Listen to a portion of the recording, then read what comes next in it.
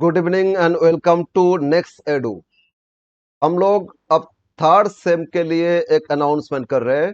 Third same बस exam तो होने वाला है सामने, लेकिन हम लोग रैपिड एक रिवीजन क्लासेस शुरू कर रहे हैं। इसमें आप लोग जिन लोगों ने एकदम प्रैक्टिस नहीं कर पाए एग्जाम से पहले, बहुत फियर में हो, आप लोगों का वो फियर एकदम हट जाए और पास मार्क्स के लिए एटलीस्ट आप स्कोर सिक्योर कर ले, इतना गारंटी लेके आप इतना प्रैक्टिस कर लो। और प्रैक्टिस करोगे, आई थिंक आपका रिजल्ट अच्छा हो जाएगा। और थोड़ा सा और मेहनत करोगे, हम लोग कोशिश करेंगे मैक्सिमम देने का। उतना अगर कवर कर लोगे, अब पास तो आराम से हो जाएगा, हो सकता है अच्छा मार्क्स आपको मिल जाए। और तो हम लोग क्या करेंगे, हम कुछ चैप्टर्स आपको करा देंगे। वो जो चैप्टर्स कराएंगे हम दो पेपर में मेनली कराएंगे। एक तो आपका कॉस्ट एंड मैनेजमेंट अकाउंटेंसी, और आपका सेकंड जो पेपर है वो आपका टैक्सेशन। ये दोनों पेपर हम करा देंगे आप लोग को। और आप रेगुलर उसको ठीक से देखोगे और अपना फ्रेंड लोगों को शेयर करोगे। और हम लोग का टेलीग्राम चैनल, ये जो नंबर है, स्क्रॉल नंबर दिखाई दे रहे हैं, उस नंबर पे टेलीग्राम चैनल आप लोग ज्वाइन करो। और उसमें सब कुछ इंफॉर्मेशन मिलते जाएगा। सारा आपका जो study materials, revision study materials, question everything आपको मिलेगा उसी से ही। तो आज हम स्टार्ट करते हैं कॉस्ट एंड मैनेजमेंट अकाउंटेंसी। और इसमें एक चैप्टर तो करेंगे और सारा डिटेल्स एक बार देते हैं। कॉस्ट एंड मैनेजमेंट अकाउंटेंसी में आपको प्रिपेयर कैसे करना चाहिए 75 मार्क्स के लिए। Let us start today's classes. तो आप देखते हैं कॉस्ट एंड मैनेजमेंट अकाउंटेंसी में क्या क्या करोगे। यस, तो हम लोग का सब्जेक्ट जो कॉस्ट एंड मैनेजमेंट अकाउंटेंसी, उसमें देख लेते हैं क्या क्या पेपर्स आपको, क्या क्या चैप्टर्स आपको ठीक से करना चाहिए। कॉस्ट एंड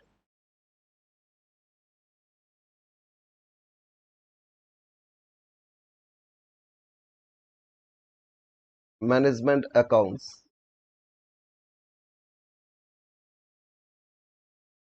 तो हम कुछ चैप्टर्स लिख के दे रहे हैं। एक, ऐसे तो मार्क्स पैटर्न आप लोगों को सबको पता है ना। मार्क्स पैटर्न ऐसे है, ग्रुप फर्स्ट, फर्स्ट ग्रुप मान लिया group one, you have to attend three questions of 5 marks, equal to कितना हो गया 15 marks. Okay, out of 5, out of कितना क्वेश्चंस, 5 क्वेश्चंस, 3 अटेंड करना है, 5 मार्क्स करके 15 मार्क्स आपका।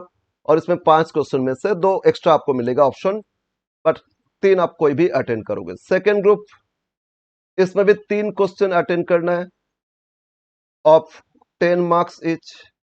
और ये जो 10 मार्क्स, तो इसमें हो गया आपका 30 मार्क्स आउट ऑफ 5। और बाकी थर्ड ग्रुप, इसमें आपको 2 क्वेश्चंस अटेंड करना है of 15 marks, 30 marks out of 3। Okay, तो टोटल देखो 30, 30, 60, 50, 75 मार्क्स। अब इसमें हम अब देते हैं कुछ चैप्टर्स जो है, सारा चैप्टर्स है उतना तो आप नहीं कर पाओगे क्योंकि टाइम उतना नहीं है। बट इतना करो 50-60 मार्क्स का अटेंड हो जाए अच्छा से, उतना तो आराम से कर सकते हो। और 50-60 अटेंड करोगे, प्रैक्टिकल है, प्रैक्टिकल ठीक से करोगे तो आपका अच्छा मार्क्स मिल जाएगा, ठीक है ना। यस, तो इसमें चैप्टर में किस किस पे ध्यान देना है। वन, एक chapter that is contract costing. Contract costing, इसमें प्रोबेबली 15 मार्क्स आपको मिलेगा, नहीं तो 10 मार्क्स मिलेगा और 5 मार्क्स में देख सकते हैं, बट 15 मार्क्स में चांसेस हमको ज्यादा लग रहा है, ठीक है। और अदरवाइज 10 में दे रहे हैं तो 5 मार्क्स में क्वेश्चन आपको मिलेगा, राइट। सेकेंड जो चैप्टर है, सेकेंड जो chapter that is process costing. Process costing, इसमें भी 15 मार्क्स में हमको इंपॉर्टेंट लग रहा है।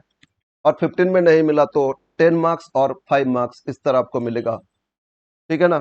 थर्ड,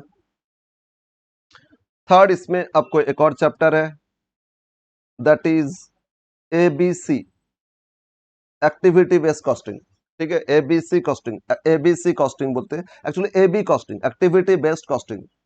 इसमें आपको 10 मार्क्स मिलेगा, ठीक है। फोर्थ चैप्टर, नेक्स्ट चैप्टर आप एक करोगे, प्रोसेस हो गया तो joint product, joint product and by product, joint product by products, यहां से भी 15 मार्क्स आपको मिल सकता है और 10 मार्क्स मिलेगा। ठीक है, 10 मार्क्स से चांसेस ज्यादा है और 10 मार्क्स में ज्यादा चांसेस है। और 10 मार्क्स दे रहे तो 5 मार्क्स एक। नेक्स्ट 6, तो contract costing, process costing, ABC costing, joint product by product, और होता है कॉस्ट कंट्रोल, इसको बोलते हैं non integrated cost, non integrated accounts. ठीक है, और एक आपका प्रॉफिट रिकॉन्सिलेशन, प्रॉफिट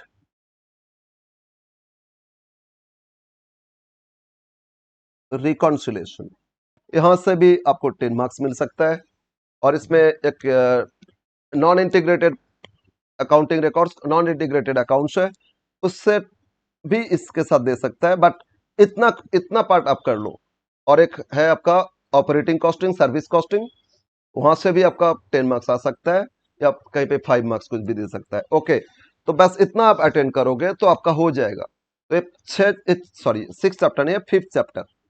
ये 5 चैप्टर ध्यान दो ना ठीक से, ये 5 ट्रिक से कर लोगे तो आपका अच्छा मार्क्स आ जाएगा। ठीक है ना? यस। तो इस 5 चैप्टर को हम लोग एक्सप्लेन करेंगे। आज हम लोग करेंगे कॉन्ट्रैक्ट कॉस्टिंग। आज हम लोग कौन सा चैप्टर करेंगे? Contract costing. ओके, तो देखते हैं कॉन्ट्रैक्ट कॉस्टिंग क्या बोलता है, पॉइंट वाइज डिस्कस करते हैं। तो today chapter is contract costing, important chapter, sure आपको क्वेश्चन मिलेगा। होता क्या कॉन्ट्रैक्ट कॉस्टिंग? अगर कंस्ट्रक्शन आप कर रहे होते, यू आर ए कॉन्ट्रैक्टर, आप क्या करोगे? कंस्ट्रक्शन कर रहे हो, ये जो कंस्ट्रक्शन आप करते हो, तो कंस्ट्रक्शन लॉन्ग पीरियड का कॉन्ट्रैक्ट है। मल्टी स्टोरेड बिल्डिंग बना है, एक बड़ा बहुत बड़ा ब्रिज बनाना है, हो सकता है उसको बनाने के लिए 2 साल, 3 साल, 4 साल लग जाएगा। तो 4 साल लगेगा, 1,000 करोड़ का प्रोजेक्ट है, कॉन्ट्रैक्ट प्राइस पहले फिक्स कर लिए, 1,000 करोड़ आपको मिलेगा। लेकिन पूरा कंप्लीट करोगे 1,000 करोड़, क्या कंप्लीट होने के बाद 4 साल बाद मिलेगा? नहीं, पार्ट पार्ट आपको पेमेंट मिलता रहता है। तो जो पार्ट पार्ट 1 साल हुआ, कुछ कंप्लीट किए, कुछ से प्रोपोर्शनली कुछ पेमेंट मिल गया। ये जो पेमेंट मिला 1 साल, 1 साल का काम किए, उसमें कितना प्रॉफिट आया, लॉस आया, वो कैलकुलेशन हम लोग करना सीखेंगे। ठीक है, तो कॉन्ट्रैक्ट कॉस्टिंग में हम लोग क्या करेंगे, एक्चुअली इसमें पहले देखते हैं कॉन्ट्रैक्ट होता क्या है, उसके हिसाब से अकाउंट कैसे बनाओगे। फर्स्ट पॉइंट में आते हैं, what is contract? What is contract? Contract is an agreement between contractor and contractee. ये एग्रीमेंट है, contract, it is an agreement,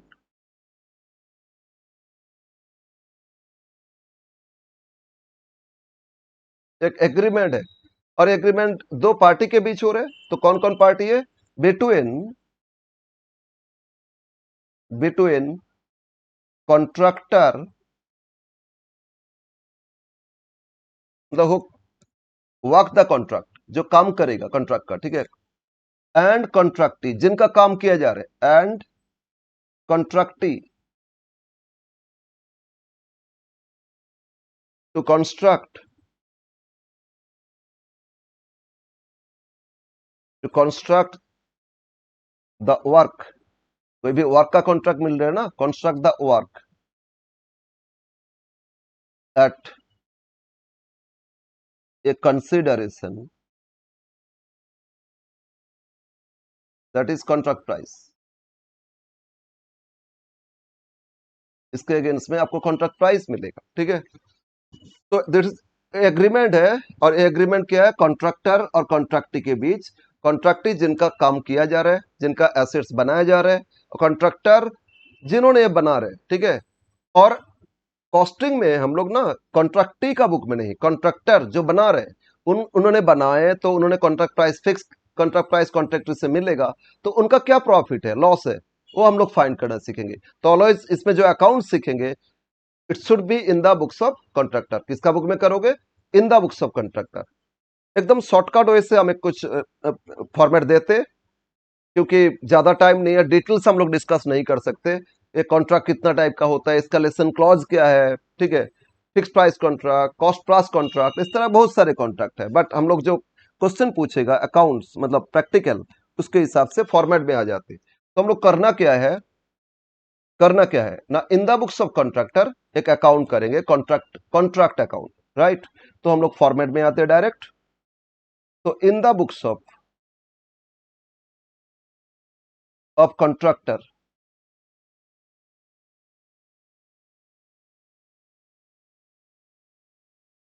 contract account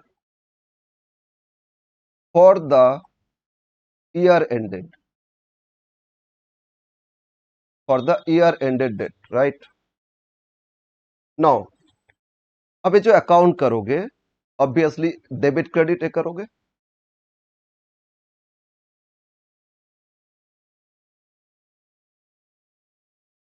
debit credit for the year ended हो गया ना, यहां डेट है तो साइड में डेट नहीं करोगे। Particulars amount, particulars amount and particulars amount rupees, right. तो आप अपने आप को कंट्रैक्टर समझो, क्योंकि आप कंस्ट्रक्शन का काम कर रहे हो। अगर आप कंस्ट्रक्शन का काम कर रहे हो तो आप खर्चा करते जाओगे, है ना। लॉन्ग टर्म कॉन्ट्रैक्ट मतलब 2 साल 3 साल लगेगा। एक मल्टी स्टोरेड बिल्डिंग बना रहे हो, अब बिल्डिंग बनाते हो और एक कॉन्ट्रैक्टर। तो मल्टी स्टोरेड बिल्डिंग बनाने के लिए मान लो कोई एक यूनिवर्सिटी, उन्होंने न्यू बिल्डिंग बनाएगा, यूनिवर्सिटी का जो office building, classroom etcetera building बनाएगा। वो बिल्डिंग बनाने के लिए आपसे कॉन्ट्रैक्ट कर लिया कि मेरा बिल्डिंग कितना में बना दीजिएगा। बोलो ठीक है, 500 करोड़ में आपका बिल्डिंग बना देंगे, इतना सारे प्रोजेक्ट है, इतना बड़ा बिल्डिंग बनेगा, इतना सारे कैंपस बनेगा, हम 500 करोड़ में बना देंगे। आप कॉन्ट्रैक्ट कर लिए। इसके बाद देखिए, आप इसको बनाने के लिए आपका 2 साल लगेगा।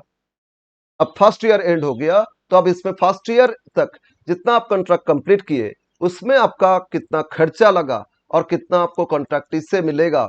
अगर स्कूल बनाने के लिए उसको, तो स्कूल का जो कॉन्ट्रैक्टी पर्सन है उनसे मिलेगा ना कुछ पार्ट, तो उसमें कितना मिला, कितना आपका प्रॉफिट है, वही फाइंड करोगे। यस, समझ में आया। तो आप डेबिट साइड क्या करोगे, अब जितना खर्चा कर रहे हो इस कंस्ट्रक्शन में वो सारा खर्चा लिखते जाओगे। तो डेबिट साइड आप क्या लिखोगे, all the expenses relating to contract for this period.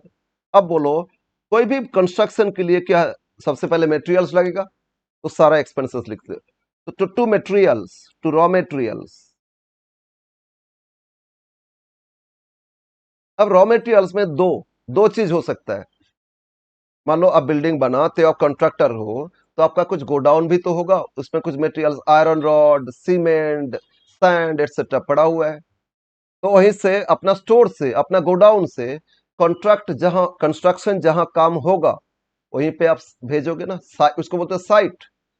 Generally ये सब जो कंस्ट्रक्शन का काम होता है ना, साइट पे होता है। साइट पे मतलब जैसे ब्रिज बना रहे हो, कभी ऐसा हो सकता है कि आप अपना फैक्ट्री में ब्रिज बना दिए, इसके बाद जिस रिवर के ऊपर उसके ऊपर जाके लगा दिए, होता है कभी नहीं।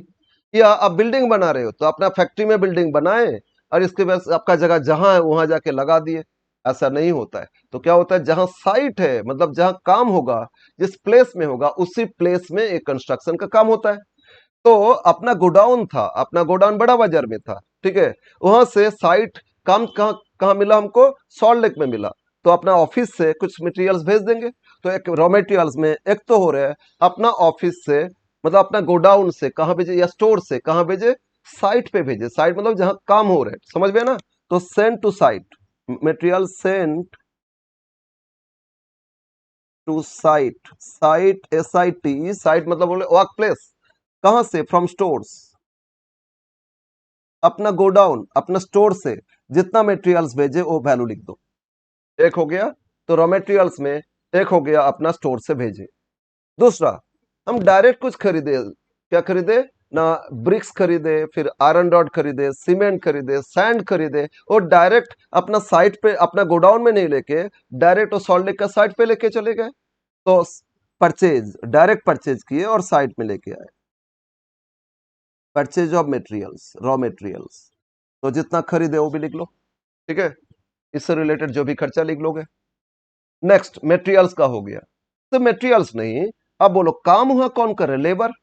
तो direct wages,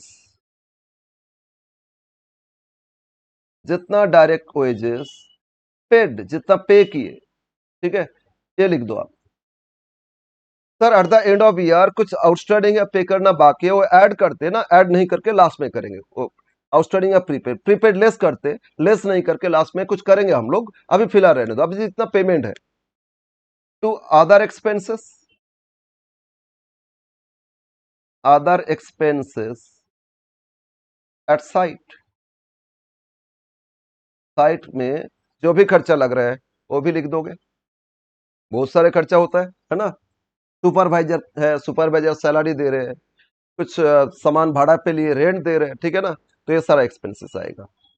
next, allocation of office expenses, allocation of general और office expenses.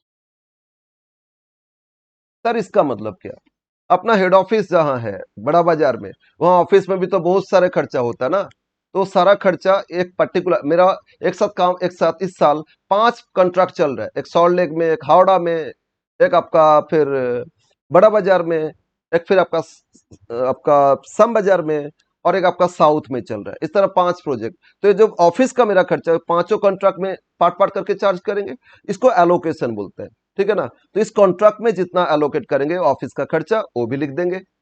Next, office expenses के बाद पहले अदर जितना साइट पे खर्चा हो, तो फैक्ट्री का खर्चा समझ लो, जहां प्रोडक्शन हो रहा है ना, कंस्ट्रक्शन का काम चल रहा है। फिर टू सब कॉन्ट्रैक्ट चार्जेस, सर सब कॉन्ट्रैक्ट क्या होता है ना, मैंने एक इस काम में से कुछ काम किसी और से कॉन्ट्रैक्ट कर लिए, मैंने कॉन्ट्रैक्ट लिया आपसे आपका बिल्डिंग बनाने का, फिर मैंने किसी और को बोले अच्छा जिसपे जो कलरिंग होगा ना वो आप काम कर दीजिए ना, कोई एक्सपर्ट को बोल दिए, तो उनको काम दे दिए, इसको बोलते सब सब कॉन्ट्रैक्ट, ठीक है। सब कॉन्ट्रैक्ट तो उन्होंने मेरे लिए काम कर रहे हैं, तो उनको चार्ज पे करेंगे, तो टू सब कॉन्ट्रैक्ट चार्जेस, ठीक है, टू सब कॉन्ट्रैक्ट चार्जेस, ये भी लिख दो। आफ्टर दैट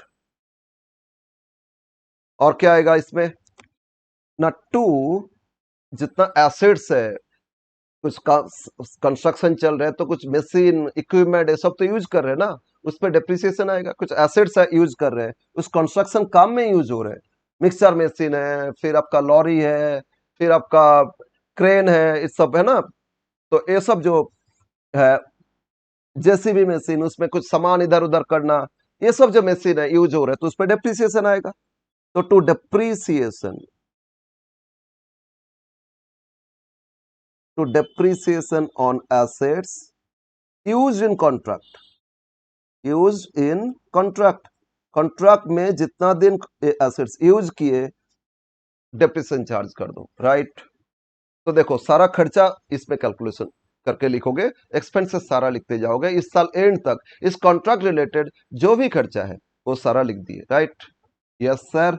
अब क्रेडिट साइड आते, क्रेडिट साइड क्या लिखेंगे, eight the end of the year देखे सारा मटेरियल्स कुछ यूज हुआ नहीं, कुछ क्लोजिंग रह गया अभी तक, है ना, तो फिर उतना क्रेडिट साइड लिख लेंगे। ये माइनस करना चाहिए, मटेरियल्स कितना यूज है, माइनस नहीं करके क्या करोगे, अपोजिट साइड। या रिटर्न कर दिया, परचेज किए थे रिटर्न, तो क्रेडिट साइड लिखो, purchase return of material, purchase किए थे रिटर्न कर दिए, तो रिटर्न तो परचेज से लेस करोगे ना, लेस नहीं करके अपोजिट साइड कर लो, परचेज रिटर्न ऑफ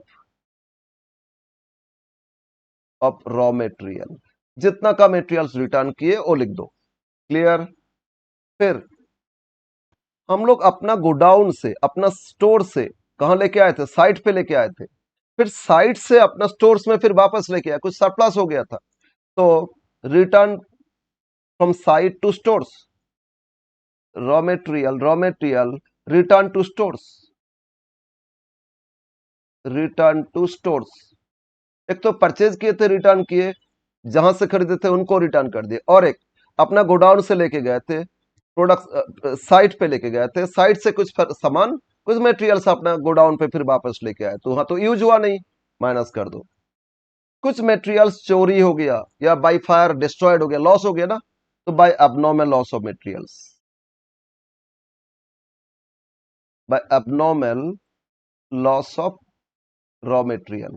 इसमें कॉस्ट कितना डिस्ट्रॉयड हो गया, अगर 20,000 का मटेरियल्स चोरी हो गए तो 20,000 लिखेंगे, आगे मेरा इंश्योरेंस किया हुआ है तो कुछ मिलेगा, 15,000 मिल सकता है, लेकिन 15 अगर मिल रहा है 20 के अगेंस्ट में, तो 5,000 लॉस नहीं दिखाएंगे, पूरा 20,000 दिखाएंगे। मिलेगा क्लेम तो कैश मिलेगा ना, मटेरियल्स तो मेरा गया 20,000, तो इसलिए इसमें कॉस्ट देखोगे, क्लेम कितना मिला वो इसमें देखना नहीं। ओके, यस, अगेन सिर्फ मटेरियल्स रिलेटेड एंट्री कर रहे हैं और कुछ नहीं इसमें आएगा क्रेडिट साइड जनरली, ठीक है ना। तो और क्या आएगा इसमें, फिर materials at the by sale of materials, sale of raw material.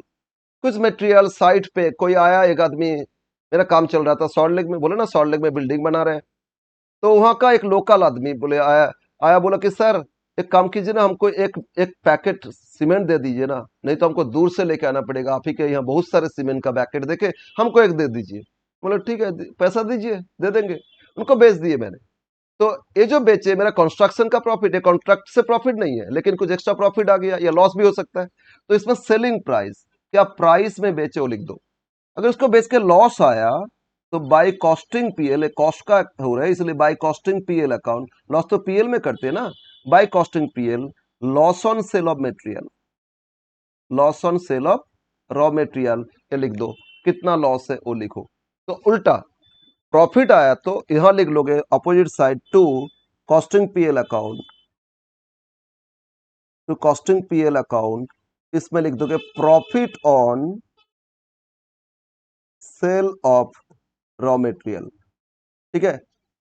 Credit ज्यादा है, सॉरी सेल्स प्राइस ज्यादा है, सेलिंग प्राइस ज्यादा, तो प्रॉफिट है, तो टू कॉस्टिंग पीएल प्रॉफिट लिख दो। और लॉस में बेचे तो बाय कॉस्टिंग पीएल लॉस लिख दो, ठीक है ना। मान लो 10,000 का मटेरियल्स बेचे, कितना में, 12,000 में, तो by sale of materials, by sale of materials इसमें लिख दोगे 12,000, 12,000, ठीक है ना। 10,000 कॉस्ट था तो टू कॉस्टिंग पीएल कितना लिख लोगे, 2,000। समझ में है ना। अगर 10,000 कॉस्ट को 8,000 में बेचे तो by sale of materials, by sale of materials आप लिखोगे 8,000 और 10,000 कॉस्ट था तो लॉस कितना इधर दिखा दोगे, 2,000, टोटल कॉस्ट आ जाएगा आपका। समझ में आ रहा ना। तो लॉस है तो बाई पीएल लिख दोगे और प्रॉफिट है तो टू कॉस्टिंग पीएल लिख लोगे। अब एट द एंड कुछ क्लोजिंग मेटेरियल्स रह गया। अब eight the end closing materials site पे अभी भी रह गया, और इस साल तो पूरा कंप्लीट नहीं हुआ ना, आगे नेक्स्ट ईयर भी कंस्ट्रक्शन कंप्लीट करें, कंटिन्यू करेंगे, तो क्लोजिंग रहने दो साइट पे। तो by stock of materials carried down, stock of raw material carried down, ये आपका closing material, this is nothing but closing raw material, right. कितना कॉस्ट है लिख लो। तो देखो credit side mainly materials related सब ट्रांजैक्शन आ रहे हैं, ठीक है ना। जो डेबिट साइड मटेरियल सेंड किए थे या परचेज किए थे उसमें से कुछ माइनस करना है, तो माइनस नहीं करके अपोजिट साइड कर लोगे। तो क्या क्या एंट्री आ सकता है, एक तो परचेज रिटर्न, दूसरा रिटर्न टू स्टोर्स, मतलब अपना गोडाउन से लेके गए थे फिर गोडाउन में वापस लेके आए। थर्ड, कुछ एब्नॉर्मल लॉस चोरी हो गया, बाद डिस्ट्रॉयड हो गया, और लॉस लिख लो कितना कॉस्ट का गुड्स डिस्ट्रॉयड हो गया। फोर्थ, कुछ मटेरियल साइट पे बेच दिए तो सेल का एंट्री लिख दो, उसमें प्रॉफिट है तो टू कॉस्टिंग पीएल, लॉस है तो बाय कॉस्टिंग पीएल, और एट द एंड जो क्लोजिंग मटेरियल्स वो लिख लो। हो गया सर, यस सर। नाउ अब क्या एक्सपेंसेस, अब क्या देखेंगे एट द एंड, कुछ सैलरी, लेबर को वेजेस पे करना बाकी है या किसी को सैलरी थोड़ा देना बाकी है, तो आउटस्टैंडिंग है ना। इस कंस्ट्रक्शन में उन लोगों ने काम किया लेकिन पे करना बाकी है, आउटस्टैंडिंग। आउटस्टैंडिंग तो बोलो कि ऐड होना चाहिए ना, बोलो आउटस्टैंडिंग तो वेजेस में ऐड होना चाहिए, अदर एक्सपेंस आउटस्टैंडिंग ऐड होना चाहिए, तो ऐड नहीं करके सेम साइड लिखोगे। हम कलर को चेंज करके लिख रहे हैं at the end closing date में, to outstanding expenses carried down, मतलब कुछ एक्सपेंसेस मेरा आउटस्टैंडिंग रह गया, तो आउटस्टैंडिंग तो ऐड होता है ना एक्सपेंसेस में, तो एक्सपेंसेस साइड ही ऐड नहीं करके नीचे अलग से लिख लोगे। और ये प्रीपेड है, मतलब प्रीपे कर दिए वेजेस, किसी लेबर बोला सर हमको थोड़ा इस महीने इस साल थोड़ा ज्यादा दीजिएगा, नेक्स्ट ईयर आपको काम कर देंगे, घर में थोड़ा काम है, और ठीक है भाई लेके जाओ। तो वेजेस तो एक्स्ट्रा पे किए थे, तो नेक्स्ट ईयर का प्रीपेड यहां से माइनस होना चाहिए, वेजेस से बोलो माइनस होना चाहिए नहीं, लेकिन माइनस नहीं करके अपोजिट साइड कर लोगे। आउटस्टैंडिंग ऐड नहीं करके सेम साइड लिख दोगे, और प्रीपेड माइनस नहीं करके अपोजिट साइड लिख लोगे, by prepaid expenses, by prepaid expenses carried down. Okay, अब हो गया आपका फर्स्ट स्टेज। फर्स्ट स्टेज मतलब सर कॉन्ट्रैक्ट अकाउंट का ना 3 पार्ट में करेंगे, इस अकाउंट के अंदर 3 पार्ट होगा। फर्स्ट स्टेप में हम लोग देखेंगे तो फर्स्ट ईयर एंड तक ये जो मेरा कंस्ट्रक्शन हुआ, मेरा खर्चा कितना लगा, that is cost up to date. इसको क्या बोलते हैं? कॉस्ट अप टू डेट या कॉस्ट ऑफ वर्क। ठीक है, तो बैलेंसिंग फिगर आपको क्या मिलेगा कि इस साल जितना मैंने काम किए उसमें मेरा एक्चुअल कॉस्ट कितना लगा। इसके बाद और 2 स्टेज करेंगे, फिलहाल फर्स्ट स्टेज हो रहे हैं। तो क्या करोगे, आप डेबिट पूरा जोड़ लोगे, डेबिट एक्सेस आएगा ऑलवेज, कि क्रेडिट साइड इनकम तो कुछ नहीं दिखा है, सिर्फ मेटेरियल्स का है ना। और बैलेंसिंग फिगर लिख लोगे by cost of work carried down, या इसको बोलते हैं cost up to date. Cost up to date मतलब ईयर एंड तक, ईयर एंड डेट तक मेरा खर्चा कितना लगा इस कंस्ट्रक्शन में। Okay, yes sir. तो फर्स्ट स्टेज क्या फाइंड करोगे, कितना कॉस्ट लगा। अब उसको सेकेंड स्टेज में उसी को कंटिन्यू करोगे, to cost of work brought down. ये जो सीडी लिखे वही नेक्स्ट में लिख दो, to cost of work brought down. Okay, yes sir. अब सेकेंड स्टेज आ गया। नाउ अब क्रेडिट साइड इसमें क्या लिखेंगे, अभी मेरा कंस्ट्रक्शन कंप्लीट हुआ नहीं, कंप्लीट तो नहीं हुआ ना, तो श्योर कितना काम कंप्लीट हो गया प्रोपोर्शनेटली उसका एक वैल्यू होता है। उसको तो पूरा कंप्लीट नहीं, तो वर्क इन प्रोग्रेस, काम चल रहा है ना, तो बाय वर्क इन प्रोग्रेस लिखोगे, by work in progress carried down. और इसके अंदर 2 चीज देखेंगे। अब ये जो काम हो गया मेरा कंप्लीट, ये तो कॉस्ट है ना। अब हमको क्या क्या वैल्यू इसके अंदर लिखेंगे, देखो value of work certified,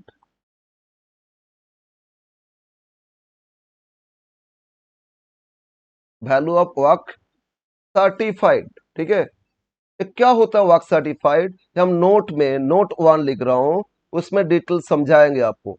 note 1, sorry note 2 नहीं, इसमें लिखो नोट 1। ठीक है, value of work certified, work certified क्या होता है, उसका वैल्यू कैसे करोगे, वो सब कुछ हम लोग समझेंगे, ये कैलकुलेशन करके लिखोगे। दूसरा एक होता है cost of work not certified, uncertified, cost of work uncertified. Generally ये वैल्यू आपको दे देता है, तो ये बोल देगा इतना लिख लोगे। अब सर ये क्या होता है सर्टिफाइड अनसर्टिफाइड, बोले ना हम समझाएंगे। ओके, समझाएंगे आपको, बस थोड़ा सा वेट करो ना, बस कंप्लीट हो जाएगा फिर नोट में समझा देंगे आपको। तो एक वर्क सर्टिफाइड हो गया, उसका वैल्यू कितना वो लिख लेंगे। और जो सर्टिफाई हुआ नहीं मतलब कंप्लीट किया लेकिन उसको सर्टिफाई नहीं किया, कोई वैल्यूअर आया था वो वैल्यूएशन करके दिया कितना % काम हुआ, वो सर्टिफाई नहीं किया, उसको बोलेंगे कॉस्ट ऑफ वर्क अनसर्टिफाइड। मतलब टोटल कॉस्ट ऑफ वर्क इसमें से एक पार्ट अनसर्टिफाइड है और एक पार्ट सर्टिफाइड है, दोनों वैल्यू लिख लिए। अब इसको बैलेंस कर लोगे।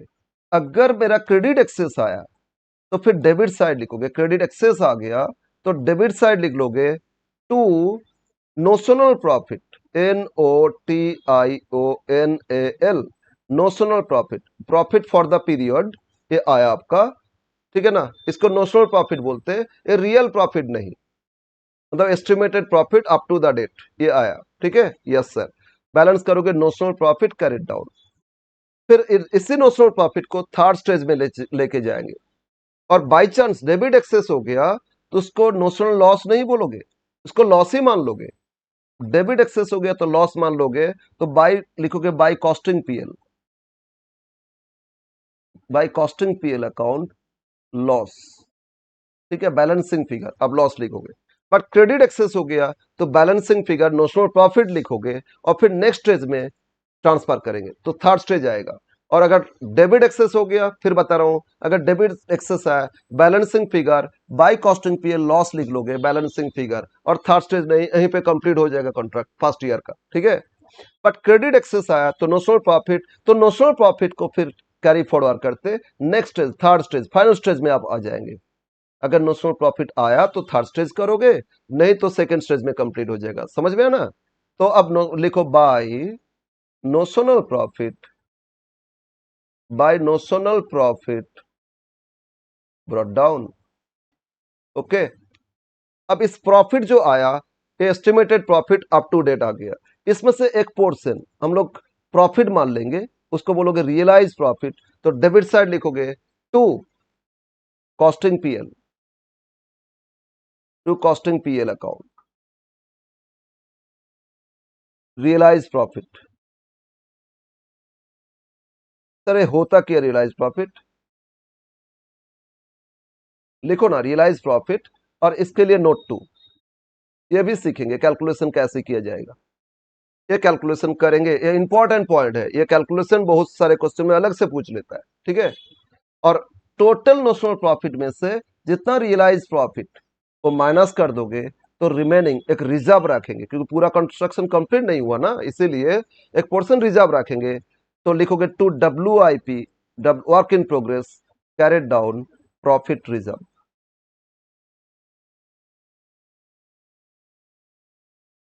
प्रॉफिट रिजर्व, ये बैलेंसिंग फिगर लिख लोगे। टोटल नॉशनल प्रॉफिट 5 लाख था, और इसमें से पीएल में ट्रांसफर किए, कैलकुलेशन किए, 3 लाख आया, तो 5 में से 3 लाख पीएल में लिख दोगे, बाकी 2 लाख रिजर्व कर लोगे। समझ में आया? तो ये हो गया आपका कंप्लीट कॉन्ट्रैक्ट अकाउंट। अब कुछ कैरी फॉरवर्ड और ब्रॉड फॉरवर्ड नहीं भी करोगे प्रॉब्लम नहीं, बस ये था कॉन्ट्रैक्ट का फॉर्मेट, ठीक है। एक बार पूरा दिखा देते, क्या फॉर्मेट है कॉन्ट्रैक्ट अकाउंट का। फर्स्ट स्टेज क्या फाइंड करोगे, कितना कॉस्ट है, कॉस्ट ऑफ वर्क फाइंड करोगे। फर्स्ट स्टेज क्या फाइंड करोगे, फिर एक बार लिख लेते, समझा देते। फर्स्ट स्टेज क्या फाइंड करोगे, एक कॉस्ट ऑफ वर्क फाइंड करोगे, ठीक है ना, बाय कॉस्ट ऑफ वर्क। तो डेबिट जोड़ लोगे, ऑलवेज डेबिट एक्सेस आएगा, उसमें क्रेडिट बैलेंसिंग फिगर लिख लोगे cost of work till date, ठीक है। फिर उसी को सेकंड स्टेज में लेके आओगे, to cost of work brought down, okay. फिर सेकंड स्टेप में क्रेडिट साइड बाय WIP, इसलिए WIP लिख रहे हो क्योंकि फर्स्ट ईयर पूरा कंस्ट्रक्शन कंप्लीट नहीं हुआ, कुछ फिनिश्ड हुआ, हो सकता है 40%, 50%, 80%, 60%, वॉट एवर, पूरा कंप्लीट नहीं है। अगर टोटली कंप्लीट हो गया तो वर्क इन प्रोग्रेस नहीं लिखोगे, कंप्लीट हो गया ना।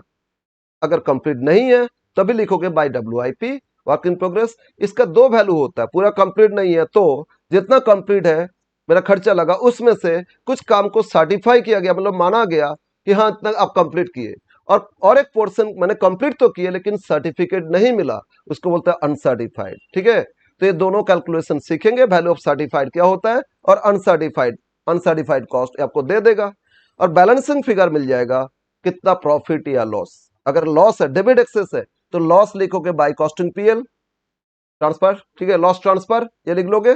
बट क्रेडिट एक्सेस है तो उसको टू कॉस्टिंग पीएल लिख के टू नोशनल प्रॉफिट लिखोगे, ठीक है ना। और वो नोशनल प्रॉफिट थर्ड स्टेज में लेके आओगे, नोशनल प्रॉफिट। अब ये जो नोशनल प्रॉफिट मतलब एस्टिमेटेड प्रॉफिट, उसमें से एक पोर्शन पीएल में ट्रांसफर करोगे, तो नोट टू हम लोग कैलकुलेशन सीखेंगे, और बाकी प्रॉफिट को रिजर्व में रख दोगे, तो इसलिए to WIP carried down profit reserve. तो ये था कॉन्ट्रैक्ट अकाउंट के लिए फॉर्मेट, समझ में आया ना। मेनली ये कॉन्ट्रैक्ट अकाउंट पूछा जाएगा, कभी कभी कॉन्ट्रैक्ट के साथ साथ कॉन्ट्रैक्टी अकाउंट भी पूछा जाता है, बट मेन आपका मेजर जो मार्क्स है वो इसी पे ही दिया जाएगा। समझ में आया ना। यस, अब कुछ नोट में क्या नोट, एक नोट बोले थे वर्क सर्टिफाइड क्या होता है, और दूसरा रियलाइज प्रॉफिट, ये जो कॉस्टिंग पीएल में प्रॉफिट ट्रांसफर करोगे वो कैसे करोगे, राइट। यस सर, तो हम लोग आ जाते हैं कैलकुलेशन में। Note one, first note one,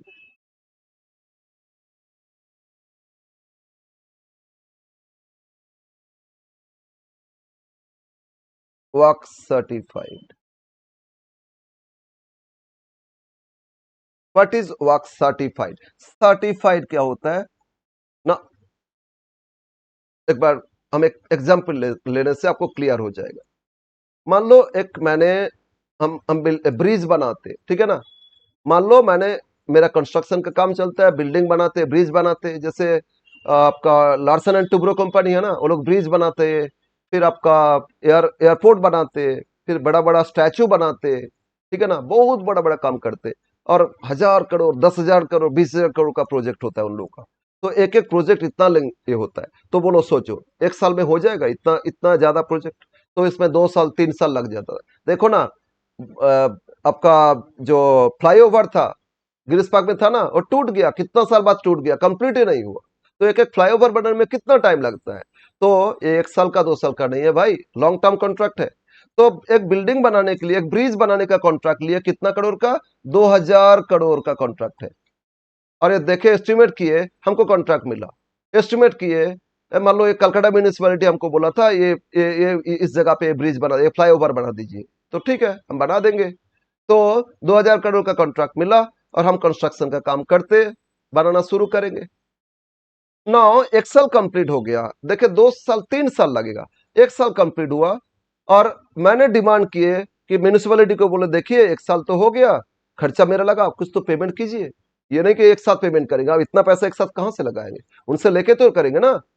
तो मैंने अपना कॉन्ट्रैक्टर को डिमांड किया, मैं कॉन्ट्रैक्टर देखिए भाई 50-40% मेरा काम हो गया, तो 2000 करोड़ का कॉन्ट्रैक्ट है, 40% मेरा काम हो गया, तो 2000 करोड़ का 40% 800 करोड़ हमको दे दीजिए।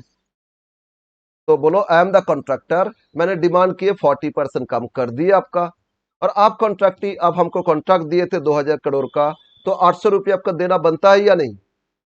बोलोगे हाँ सर बनता है। नहीं, आप भूल कर रहे हो। हम तो अलॉय ज्यादा ही बोलेंगे, हम बना रहे हैं ना, हम तो बोलेंगे मेरा ज्यादा कंप्लीट हो गया, ज्यादा पैसा मिल जाएगा। तो आप भी तो बोलोगे ना नहीं सर आपका 40% कहाँ हुआ, इतना सारे काम बाकी है, आपका तो 30% हुआ काम कंप्लीट, तो 30% के हिसाब से लीजिए। तो फिर प्रॉब्लम मैंने बोले 40%, कॉन्ट्रैक्ट जिनका बना रहे वो बोल रहे 30%, तो कौन करेक्ट है, मैंने करेक्ट या उन्होंने करेक्ट? दोनों ही गलत हो सकता है। तो इसीलिए बेटर होगा इसको ना किसी और से, आर्किटेक्ट, आर्किटेक्ट मतलब जो इस ब्रिज का प्लान दिए थे, कोई ना कोई इंजीनियर प्लान दिए थे ना, तो जो प्लान दिए था वो सबसे अच्छा बोल सकता है मेरा अभी तक कितना काम कंप्लीट हुआ। समझ में आ रहा है ना?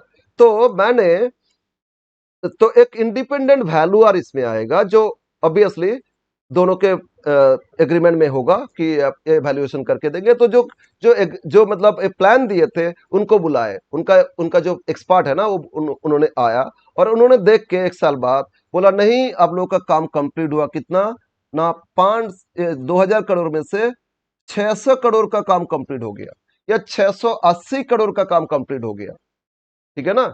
तो अब उन्होंने जितना बोल के जाएगा या बोल दिया कि 45% काम कंप्लीट हो गया, तो तो आर्किटेक्ट मतलब थर्ड पार्टी जो इंडिपेंडेंट वैल्यूअर वो जितना काम कंप्लीट बोल के जाएगा ना, वो उन्होंने एक सर्टिफिकेट दे के जाएगा, वो बोलने से तो नहीं होगा, वर्बली थोड़ी होता है, एक सर्टिफिकेट लिख के जाएगा सारा कुछ वैल्यूएशन करके चेक करके कि भाई था 45% कंप्लीटेड एज पर सर्टिफिकेट। अब वो सर्टिफिकेट जो दे दिया वही दोनों को मानना पड़ेगा। बोलो बोलो। तो सर्टिफिकेट के हिसाब से जो वैल्यू होता है ना उसको बोलते हैं वर्क सर्टिफाइड। समझ में आना? तो एक काम जब लॉन्ग टर्म कॉन्ट्रैक्ट होता है ना सर्टिफाइड किया जाता है, नहीं तो एक साथ पेमेंट लेंगे कब कंप्लीट होगा, इतना दिन का खर्चा कहां से चलाएंगे? तो उनसे लेके तो कुछ करेंगे ना, अपना पॉकेट से भी लगा रहे, ठीक है, बाद में मिलेगा। तो सर्टिफाइड वैल्यू होता है वर्क सर्टिफाइड, मतलब सर्टिफाइड बाय आर्किटेक्ट या थर्ड वैल्यूअर। तो the value of work completed as per certificate, इसका मतलब क्या होता है?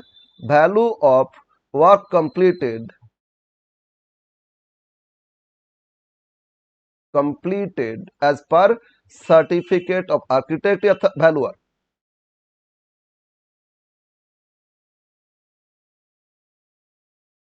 As per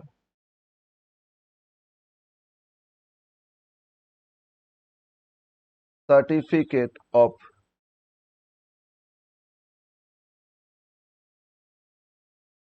independent valuer, that is architect mainly होता है, ऑलवेज आर्किटेक्ट नहीं हो सकता है। इंटरनेशनली कोई अच्छे आर्किटेक्ट से एक ही है, वो ऑलवेज आएगा इंडिया में सर्टिफाई करने के लिए, ऐसा नहीं भी हो सकता है। कोई एक यहाँ का हो सकता है, कोई यूनिवर्सिटी, कोई आईआईटी, उनका जो एक्सपर्ट है प्रोफेसर से, उन लोगों से सर्टिफाई किया जाए। बट इंडिपेंडेंट होना चाहिए, मेरा आदमी रहेगा तो मेरा बात को मानेगा ना, ज्यादा बोल देगा, और आप कंट्रैक्टी का तो उनका बात मानेगा, इसलिए सब नहीं, बायस नहीं, इंडिपेंडेंट वैल्यूअर। ठीक है ना? नाउ मान लो अभी बोले तो 2000 करोड़ का कॉन्ट्रैक्ट था, 45% सर्टिफाई किए, तो 2000 करोड़ का 45% करोगे तो 900 करोड़ होता है ना? 45% तो कितना हो जाएगा? 900 करोड़। यस। तो 900 करोड़ इसको क्या माना जाएगा? Value of work certified, right? Again इसका कैलकुलेशन करने का एक और फॉर्मूला है, तो इसका कैलकुलेशन कैसे करेंगे? That is equal to contract price into percentage of work completed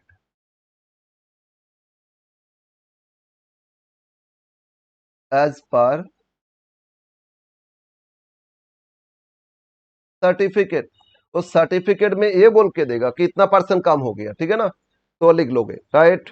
तो सर 40 आप बोले थे, उससे ज्यादा हो गया, मान लो मैंने 50% बोले थे, मान लो 50% मैंने डिमांड किए थे, कॉन्ट्रैक्टिव बोल रहा था 30%, वो और सर्टिफाई करके गया 45%, ठीक है ना, ओके।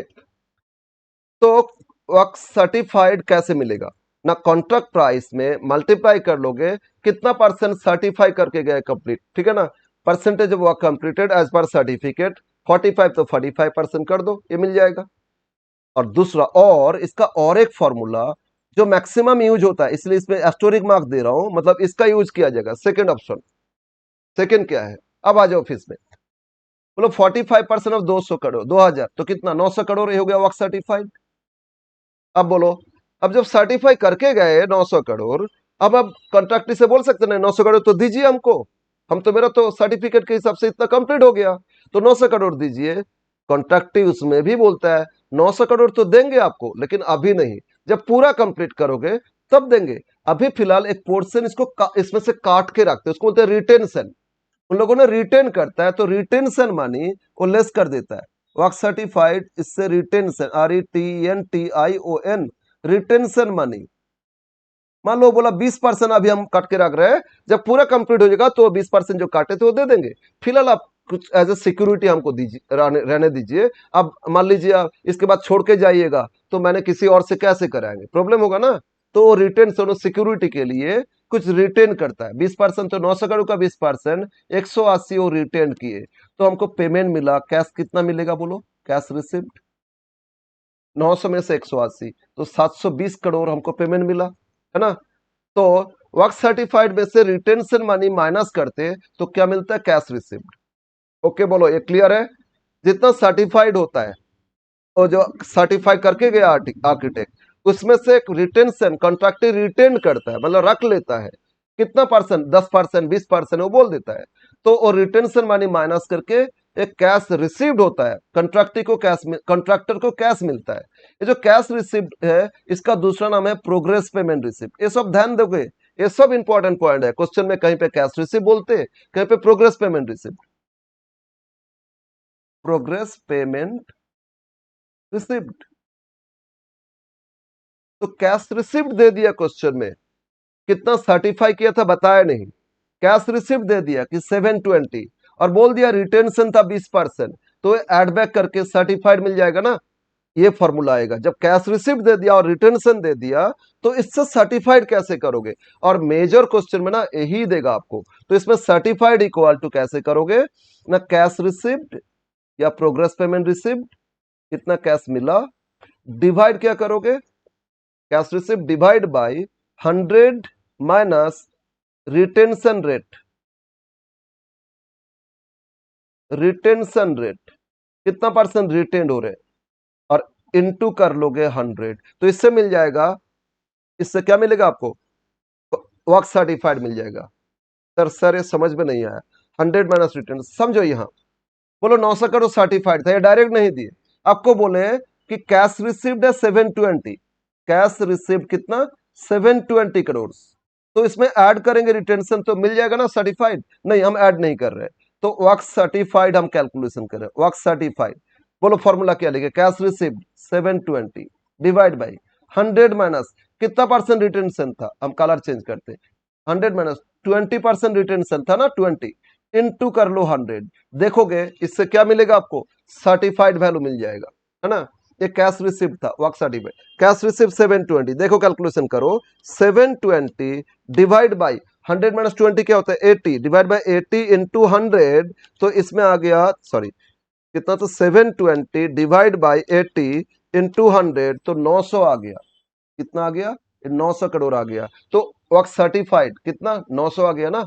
तो देखो कैश रिसिप्ट से वर्क सर्टिफाइड मिल गया आपको 900 करोड़, कैसे किए ना, cash receipt divide by 100 minus retention rate into 100 करोगे तो वर्क सर्टिफाइड मिल जाएगा, समझ में आया। बस मैक्सिमम क्वेश्चन में ना कैश रिसिप्ट देता है तो यही फॉलो करोगे, और कहीं पे बोल देता है कि वर्क सर्टिफाइड जितना आर्किटेक्ट सर्टिफाई किए उसमें से 90% कैश रिसीव किए, 90% रिसीव फ्रॉम कॉन्ट्रैक्टी, तो मतलब डायरेक्ट रिटेंशन 10% हो गया, तो डिवाइड बाय 90 लिख दोगे, 720 बाय 90, रिसीव बोल दिया ना वो, तो परसेंटेज डिवाइड कर लोगे। और मतलब या ऐसे भी करो, 90 मिला तो 10 रिटेंशन 10%, तो 100 माइनस 10 इंटू 100 कर लोगे। समझ में आया? यस, क्वेश्चन में क्या दे रहे हैं वो देख लेना, कैश रिसिप्ट से कैलकुलेशन कैसे करोगे। बस ये हो गया आपका सर्टिफाइड कैलकुलेशन। अब दूसरा कैलकुलेशन, दूसरा नोट में आते, नोट टू।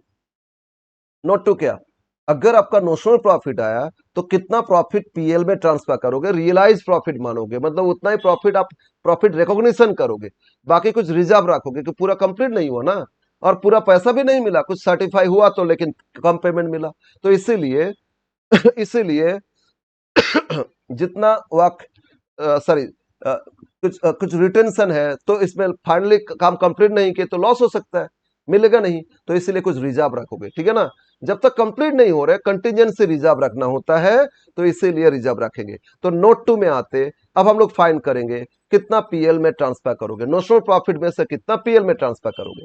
तो लिखो नोट टू।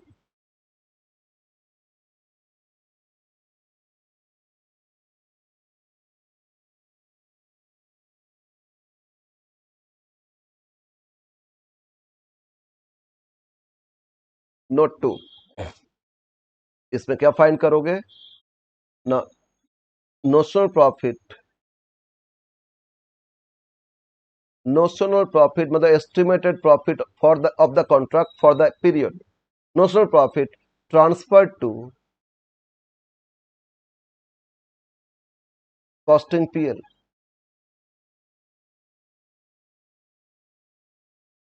मतलब रियलाइज प्रॉफिट, इसका दूसरा नाम है रियलाइज प्रॉफिट।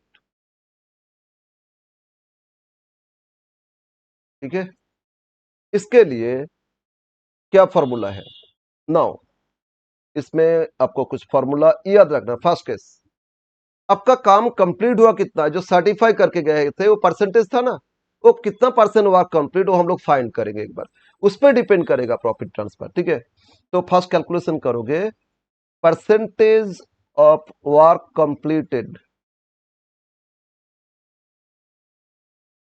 ये कैलकुलेशन करोगे, क्योंकि रिटेंशन मनी दे दिया था, कैश रिसिप्ट दे दिया था, सर्टिफाइड परसेंटेज तो नहीं दिया था ना, वो परसेंटेज चाहिए हम लोग को, उस परसेंटेज के ऊपर डिपेंड करेगा पीएल में कितना। समझ में आया? बहुत इंपॉर्टेंट है ये calculation. Percentage of work completed, इसका दूसरा नाम है degree of completion, DGREE, degree of completion या परसेंटेज ऑफ कंप्लीशन,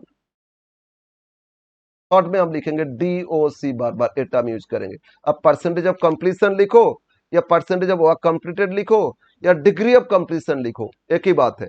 और ये कैसे करोगे, this is equal to value of work certified, ये जो वर्क सर्टिफाइड वैल्यूएशन किए थे, वर्क सर्टिफाइड जो सर्टिफाई करके गए थे, ठीक है ना, divide by contract price into 100। इसमें और भी दो तीन मेथड है, कंसेप्ट है, बट जनरली आप लोग यही फॉलो करोगे, work certified by contract price into 100। Certified मान लो 900, कॉन्ट्रैक्ट प्राइस था 2000, 900 बाय 2000 इंटू 100 करो, देखो 45 आएगा, मतलब 45%। ठीक है ना, अब कॉन्ट्रैक्ट प्राइस था 10 करोड़, 10 करोड़, अभी कम सर्टिफाइड हो गया कितना, 5 करोड़, तो 5 करोड़ बाय 10 करोड़ इंटू 100, मतलब 50%। तो कितना परसेंट वर्क कंप्लीट हो गया, परसेंटेज ऑफ वर्क कंप्लीटेड, या इसको DOC, डिग्री ऑफ कंप्लीशन, पहले फाइंड कर लो। ठीक है ना, यस सर। अब DOC पे डिपेंड करेगा अब कितना पीएल में, अब ट्रांसफर टू पीएल कितना। फर्स्ट केस, इफ DOC मतलब proportional completion is less than 25%, इस जो परसेंटेज है ना वो 25% से लेस आया, तो पीएल में ना कुछ नहीं लिखोगे, ये जो टू कॉस्टिंग पीएल लिखे थे ना, ये जीरो हो जाएगा, टोटल नोशनल प्रॉफिट को रिजर्व में ट्रांसफर कर दोगे। समझ में आया, प्रॉफिट रिजर्व में ट्रांसफर करोगे तो पीएल इक्वल टू नील, तो इसमें profit and loss, costing PL, costing profit and loss में कुछ ट्रांसफर नहीं करोगे, टोटली रिजर्व रखोगे, क्योंकि बहुत कम कंप्लीट हुआ है, तो total notional profit transfer to reserve, इस केस में total notional profit transfer to reserve, profit reserve बोले थे ना, to to WIP profit reserve, yes, तो रिजर्व में ट्रांसफर कर दोगे। तो अगर काम आपका कंप्लीट कितना 20% है, 25 से कम हो गया, तो सारा जो प्रॉफिट आया था उसको पीएल में नहीं ट्रांसफर कर, पीएल में जीरो, पूरा रिजर्व में रख दोगे, क्योंकि अभी इनिशियल स्टेज में है, ठीक है ना। सेकंड, अगर आपका काम 25 और ज्यादा हो गया लेकिन 50 से लेस, तो कितना करोगे? 50 से फिर 50 और अबव अप टू 90, तो थर्ड आगे अलग अलग स्टेज आएगा, ठीक है। If DOC degree of completion is 25% to less than 50%, मतलब 25% या उससे ज्यादा, लेकिन 25 और उससे ज्यादा, लेकिन आपका 50% नहीं हुआ, ठीक है, 50% नहीं है, 50 से कम है, देन पीएल इक्वल टू, मतलब कॉस्टिंग पीएल में कितना ट्रांसफर करोगे ना, 1/3, 1/3 इनटू नोशनल प्रॉफिट, जो नोशनल प्रॉफिट आया था वो नोशनल प्रॉफिट लिखो, 1/3 into notional profit into cash received, जो कैश मिला था, डिवाइड बाय वर्क सर्टिफाइड, ठीक है। तो क्या करोगे, कॉस्टिंग पीएल में कितना ट्रांसफर करोगे ना, 1/3 into notional profit into cash received divide by work certified, इससे पीएल मिल जाएगा। और ये कैलकुलेशन कर लो, कैलकुलेशन करके जितना आया वो पीएल में लिख दोगे, ये पीएल में लिख दोगे, और टोटल नोशनल प्रॉफिट में से पीएल इतना, बाकी रिजर्व में रख दोगे। समझ में आया? तो बैलेंस रिजर्व में कर लोगे, बार बार वो नहीं लिख रहे। अब थर्ड केस, अगर डीओसी ज्यादा है, 50 से ज्यादा हो गया, तो third case, if DOC is 50% or above up to कितना 90%, कहीं पे 80%, कहीं पे 90, बस मेजर काम कंप्लीट हो गया लेकिन 100% नहीं, ठीक है। काम चल रहा है, अभी भी चल रहा है, बट मेजर हो गया। तो इस केस में बस जो अभी ऊपर का था ना वही है, बस 1/3 की जगह 2/3 कर दोगे, तो PL equal to, costing PL मतलब पीएल इक्वल टू, जस्ट यही फॉर्मूला, लेकिन 1/3 की जगह क्या लिख दोगे, 2/3 into notional profit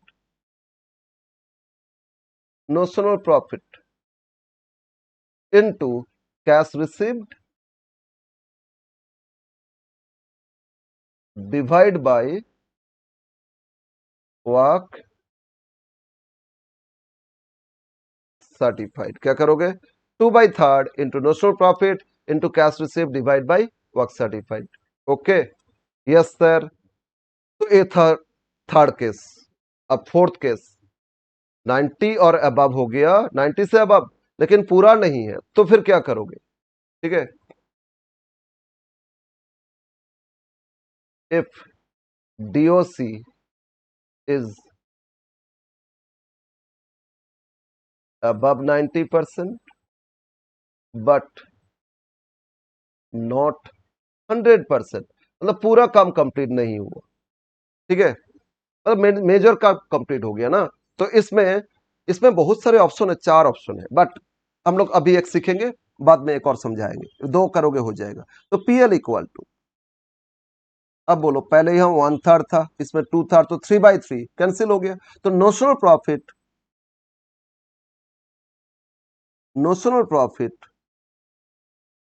into cash received divide by work certified. क्या करोगे, notional profit into cash receive divide by work certified, तो आपको मिल जाएगा how much profit transfer to PL, और बाकी रिजर्व में रखोगे, राइट नाउ। और ऑल्टरनेटिवली इसमें एक और चीज दे रहे, क्या है ना, और ऑल्टरनेटिवली ये देखोगे, ये भी कैलकुलेशन करोगे, एक चीज और कैलकुलेशन करेंगे,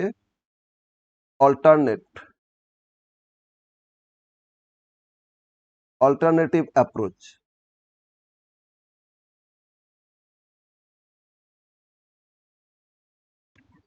सर ये ऑल्टरनेटिव अप्रोच के, अच्छा बोलो, 90 से ज्यादा, तो मेरा तो मैक्सिमम काम तो कंप्लीट ही हो गया है ना, तो इसमें मतलब 90% कंप्लीट किए, 2000 करोड़ का प्रोजेक्ट था, 1500 करोड़ मेरा खर्चा लग चुका 90% काम करने में। बाकी जो 10% या 5% बाकी है, 90 से ज्यादा कंप्लीट हो गया था, तो बाकी जो काम है ना, थोड़ा बहुत काम बाकी है, उसके लिए हो सकता है और 20 करोड़ लगेगा। तो टोटल कॉस्ट कितना आएगा वो पता चल जाएगा, और मेरा टोटल प्रॉफिट भी क्या हो सकता है एस्टिमेट कर सकते। तो अल्टरनेटिव अप्रोच, फाइंड करेंगे estimated profit from contract, find करेंगे, find estimated profit from contract, estimated profit from contract. और ये सर कैसे करोगे ना, contract price that is equal to contract price, देख लो कितना कॉन्ट्रैक्ट प्राइस, ठीक है, इससे लेस कर दोगे estimated cost of contract, estimated, एक मिनट हम एक बार फिर लिख रहा हूं, आप लोग को समझ में नहीं हो सकता है। एस्टिमेटेड कॉस्ट ऑफ कॉन्ट्रैक्ट, ठीक है, मेरा 92% कंप्लीट हो गया था, तो उसमें 92% कंप्लीट होने में क्या खर्चा लगा था, एक पार्ट वो है एस्टिमेटेड कॉस्ट ऑफ कॉन्ट्रैक्ट, मतलब पूरा कॉन्ट्रैक्ट का कॉस्ट। तो एक cost up to date, cost up to date कितना खर्चा लग गया था, है ना। बोलो फर्स्ट स्टेज में क्या फाइंड किए थे, फर्स्ट स्टेज में जो एक कॉस्ट अप टू डेट आया था ना, ये कॉस्ट कितना लगा, और मेरा 90 से ज्यादा काम हो गया था, तो बाकी जो 8-9% काम बाकी है उसमें कितना और खर्चा आगे लगेगा एस्टिमेट कर लेते, इसमें जोड़ लेंगे inside further, further estimated cost, estimated cost to complete the contract। जो भी 7-8% या 10-8-9% काम करना बाकी है, उसके लिए और कितना खर्चा लगेगा। अप टू डेट मान लो लग गया 1500, और आगे और 100 करोड़ लगेगा, तो 1500 और 100 ये दोनों जोड़ लेंगे तो टोटल कॉस्ट ऑफ कॉन्ट्रैक्ट हो जाएगा ना, एस्टिमेटेड कॉस्ट। तो ये खर्चा मेरा टोटल आएगा, और ये मेरा कॉन्ट्रैक्ट प्राइस, इसमें जो डिफरेंस है वो हो जाएगा एस्टिमेटेड प्रॉफिट फ्रॉम कॉन्ट्रैक्ट, ठीक है, estimated profit from contract, estimated profit from contract. अब समझ लेना, यहां अगर लॉस आ गया, नेगेटिव आ गया, लॉस आ गया, तो इधर जो डिग्री 90 के ऊपर पीएल किए थे ना, उस पीएल को रिकॉग्नाइज नहीं करेंगे, लॉस को ही बुक करेंगे। तो अब देख लो, ये जो पीएल फाइंड किए थे और ऑल्टरनेटिवली जो एस्टिमेटेड प्रॉफिट फाइंड किए, बाई चांस से लॉस आ गया तो इसी लॉस को बुक करोगे, है ना, इसी लॉस को ही पीएल में दिखा दोगे, बाई कॉस्टिंग पीएल लॉस दिखा दोगे, प्रॉफिट प्रॉफिट रिकॉग्नाइज नहीं करोगे, लेकिन और बाकी रिजर्व कर लोगे। एंड अगर आपका प्रॉफिट आ रहा है, प्रॉफिट आ रहा है, इसमें प्रॉफिट आया, प्रॉफिट आया मान लो, तो इसमें पीएल इक्वल टू फिर क्या होगा ना, estimated profit from contract, estimated profit from contract, अगर प्रॉफिट आया तो करोगे profit from contract divide by contract price, divide करोगे contract price into cash received, cash मिला कितना, तो रियलाइज प्रॉफिट, ठीक है, और ये कैलकुलेशन कर लोगे। नाउ ये पीएल और ये पीएल, इसमें से जो लोएस्ट, दोनों में से लोएस्ट को ही पीएल में ट्रांसफर करना, और ये पीएल, इसमें से क्या लेंगे, लोएस्ट। सर ये थोड़ा प्रॉब्लम हो रहा है ना, एक्चुअली इस तरह क्वेश्चन आप लोग का आएगा नहीं, लेकिन पूरा फॉर्मेट हम दे रहा है, इसीलिए बाई चांस आया तो आपका प्रॉब्लम ना हो, तो इसीलिए हम दे रहे हैं, ठीक है।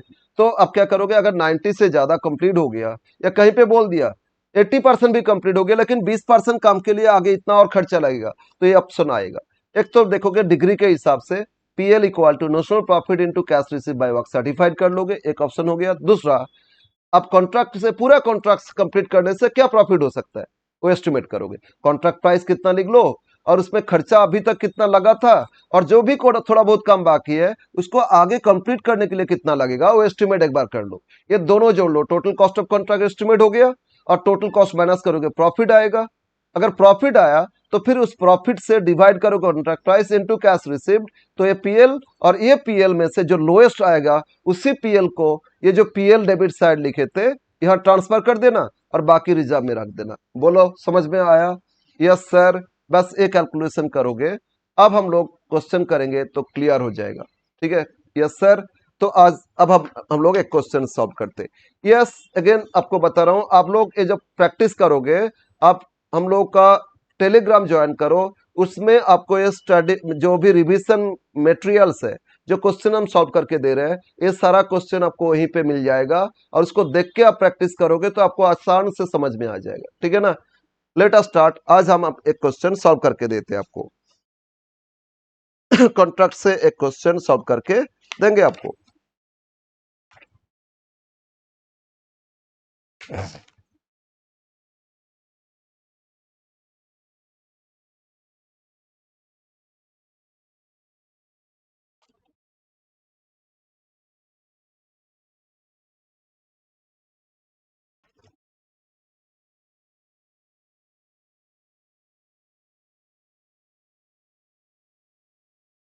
Question first, question 1।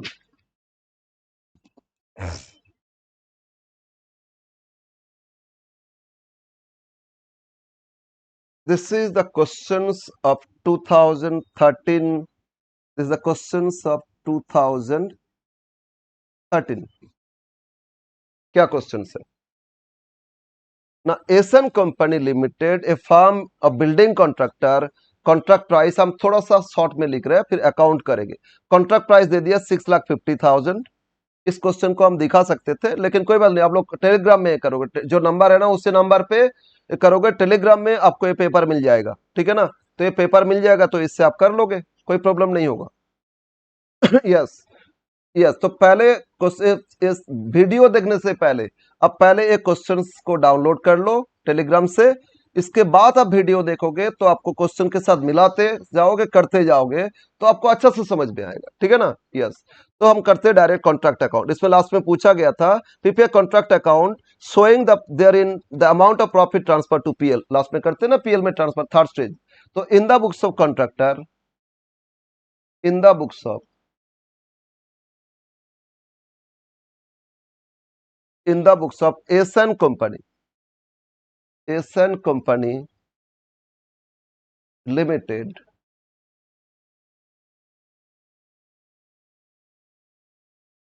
contract account for the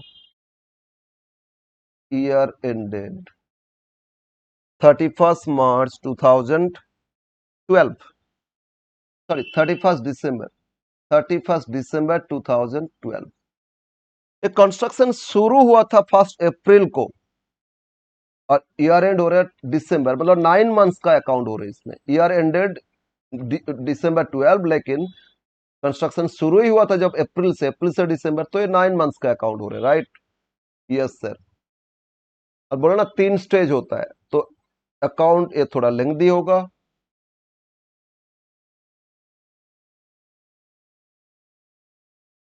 yes sir. Particulars amount, debit credit particulars amount rupees, ये लिख लेना, पर्टिकुलर्स अमाउंट रुपीज। अब हम क्वेश्चन आगे पढ़ रहे हैं। और ये जो कॉन्ट्रैक्ट आर्किटेक्ट सर्टिफाई जो करते उसमें से 10% रिटेंशन मानी दे दिए 10%। तो बोलो कैश रिसीव्ड उससे जो वर्क सर्टिफाइड फाइन करोगे ना वो रिटेंशन कम में आएगा। अब खर्चा इसमें दे रहे हो, इस साल पूरा खर्चा कितना? मेटेरियल्स चार्ज टू कॉन्ट्रैक्ट लिख लो, तो to materials issued to contract, charge to contract मतलब इशूड टू कॉन्ट्रैक्ट। इस कंस्ट्रक्शन के लिए कॉन्ट्रैक्ट में मेटेरियल्स कितना लेके आए ना? 1,80,000। अगेन वेजेस पेड किए लेबर को, सारा एक्सपेंसेस लिखते जाओगे debit side, wages paid. Outstanding है तो आगे नीचे लास्ट में करेंगे, ईयर एंड में पता चलेगा ना मेरा आउटस्टैंडिंग है या प्रीपेड है। तो फिलहाल पे किए 87, तो 87 पूरा लिख लेते। राइट? अगेन, और एक बोला प्लांट लेके आए कॉन्ट्रैक्ट, लेकिन प्लांट तो एसेट्स है ना, डिप्रिसिएशन करेंगे, फिलहाल उसको छोड़ देते। Next, expenses incurred in contract, other expenses. इस कॉन्ट्रैक्ट में कुछ और एक्सपेंसेस पे किए, कितना एक्सपेंसेस पे किए ना, 38,750।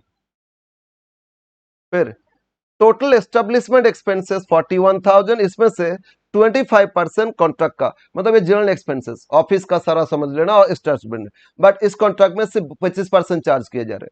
तो टू एस्टेब्लिशमेंट चार्जेस,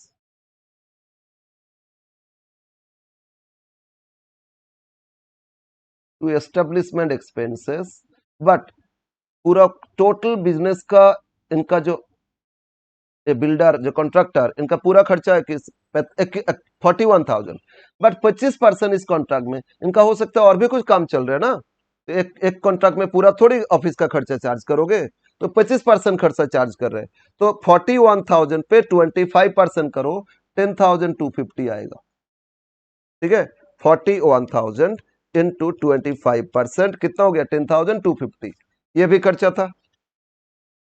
नेक्स्ट बोल रहे हैं, अब materials issued to contract, materials out of the material जो इशू किए थे कॉन्ट्रैक्ट में 1,80,000, मेटेरियल्स कॉस्टिंग 4,000, इसको बेचे 5,000 में, सेल किए तो 1,000 प्रॉफिट आया, तो बाय लिखो sale of material, sale of raw material, RM short में लिख रहा हूं, कितना में बेचे, 5,000। इसका कॉस्ट बोला था 4,000, तो 1,000 प्रॉफिट में बेचे ना, 4,000 कॉस्ट लगा था इनका खरीदने में, उसको 5,000 में बेच दिए, तो 1,000 प्रॉफिट आया, तो to costing PL,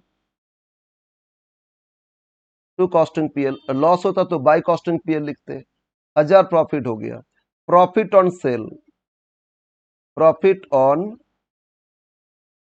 cell of raw material, तो रॉ मटेरियल बेचे, कितना प्रॉफिट आया, 1,000 प्रॉफिट आया। ये कंस्ट्रक्शन से प्रॉफिट नहीं है, ये अलग से एक्स्ट्रा प्रॉफिट हो गया, तो वहां का कुछ से आदमी को बेचे, प्रॉफिट आ गया। ठीक है, फिर बोल रहे प्लांट कॉस्ट 2,000, डैमेज हो गया तो प्लांट पे तो डिप्रिसिएशन करेंगे, डैमेज हो गया उसमें लॉस हम लोग को देखना नहीं है, हम लोग सिर्फ डिप्रिसिएशन चार्ज करेंगे, कितना यूज किए, और उस प्लांट को डैमेज हो गया जिस स्क्रैप, वो सब प्लांट का बात है, यहां नहीं लेंगे, मटेरियल्स रिलेटेड होता तो देखते।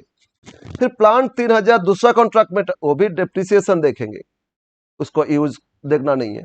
और फिर डिप्रिसिएशन रेट दे दिया 10%, तो टू डिप्रिसिएशन एक नोट करेंगे, अलग अलग प्लांट का डिप्रिसिएशन आ रहा है, to depreciation on plant.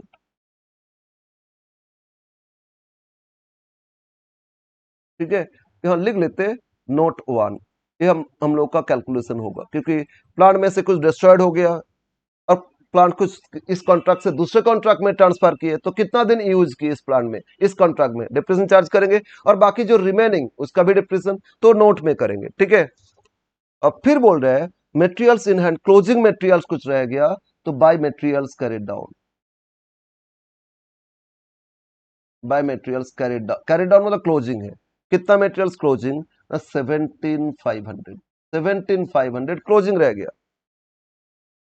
Okay, अब बाकी दिया कैश रिसीव्ड और वर्क नॉट सर्टिफाइड, वो सेकेंड स्टेज में आता है, याद करो, वर्क कैश रिसीव से, बोलो कैश रिसीव देने से वर्क सर्टिफाइड, इसी से फाइंड करोगे, और एक क्रेडिट साइड सेकेंड स्टेज में वर्क सर्टिफाइड और work uncertified, not certified, cost of work uncertified, ये आएगा ना सेकेंड स्टेज में, तो सेकेंड स्टेज में, फर्स्ट स्टेज में नहीं। समझ में आया, तो फर्स्ट स्टेज कंप्लीट, और इसमें ना प्रीपेड आउटस्टैंडिंग कुछ नहीं है, तो बस अब कंप्लीट है, डिप्रिसिएशन सिर्फ कैलकुलेशन करेंगे, cost of work up to date मिल जाएगा। समझ में आया, तो बैलेंस ये पहले नोट 1 करेंगे, फिर लिख लेंगे बाय कॉस्ट ऑफ वर्क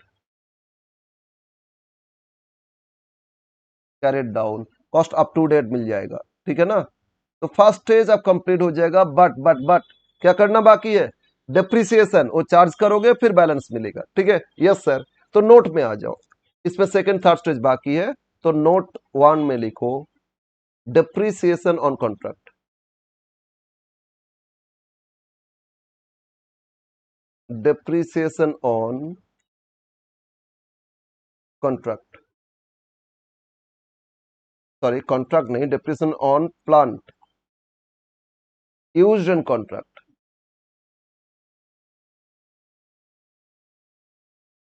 ठीक है, यस, तो इसको आप क्वेश्चन पहले देखोगे, शुरू में दिया था थर्ड लाइन कि plant charge to contract at commencement कब शुरू हुआ था? 1 अप्रैल 12 को।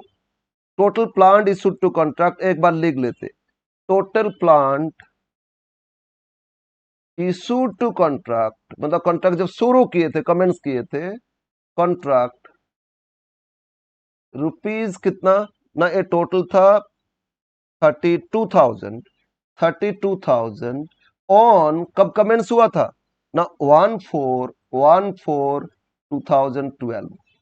मतलब इन लोगों ने कंस्ट्रक्शन शुरू किए थे 1 अप्रैल 2012 को, और अपना घर से, ऑफिस से एक कंस्ट्रक्शन में प्लांट लेके आए थे, कितना का? 32,000। इसमें से एक नहीं, बहुत सारे छोटा छोटा प्लांट एंड मशीनरी होगा, ठीक है।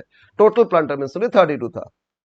अब नीचे क्या बोल रहे हैं ना, इसमें से 2000 का डिस्ट्रॉयड हो गया, एक प्लांट कॉस्ट 2000 डिस्ट्रॉयड, लेकिन डिस्ट्रॉयड कब हो रहा है उसका डिप्रिसिएशन पहले करेंगे। तो इसमें एक part depreciation on plant destroyed, depreciation on plant destroyed। अच्छा, डिस्ट्रॉयड जो डेट बोला ना 110 ऑन 1/10/2012, कितना का? 2000 का डिस्ट्रॉयड हो गया, ठीक है ना। तो बताओ हम लोग ये 2000 का प्लांट कब लेके आए थे इस कॉन्ट्रैक्ट में? 1 अप्रैल को लेके आए थे, और 1 अक्टूबर को डिस्ट्रॉयड हो गया। तो अप्रैल, मई, जून, जुलाई, अगस्त, सितंबर, 6 महीने ही तो यूज कर पाए ना। तो ये जो डिस्ट्रॉयड हो गया, इस पे 6 महीने का डिप्रिसिएशन करेंगे, और रेट ऑफ डिप्रिसिएशन दिया था 10%, और 6 महीना तो 6/12, ठीक है। तो 2000 पे 10% होता है 200 रुपया, आधा महीना का तो हो जाएगा कितना? 100 रुपया। 2000 पे 10% कैलकुलेशन करोगे कैलकुलेटर में, और इंटू 6/12 हाफ कर दोगे, तो कितना आ जाएगा बोलो? 100 डिप्रिसिएशन इसमें था जो डिस्ट्रॉयड हो गया। सेकंड, फिर कुछ प्लांट दूसरा जगह ट्रांसफर किए, यहां से transfer to other contract. Now depreciation on plant, B part, depreciation on plant transferred to